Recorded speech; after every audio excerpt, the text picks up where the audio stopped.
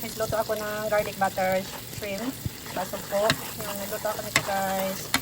Parang namis kong kumain ng ganito. Kaya yan. Maraming bawang. Maraming bawang or garlic ba. Nagluto ako. Tapos, yung ano kasi, yung sukpo or shrimp. Ang hirap pagbitasin. Dinarinit ko siya ng ano, yan.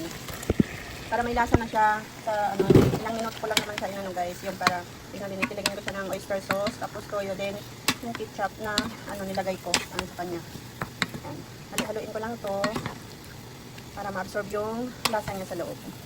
Dagdagan ko ulit siya ng butter guys para lalong mas masarap pag mas marami yung butter. Madali lang naman maluto tong ano, shrimp or sugpo ba. Madali lang siya maluto.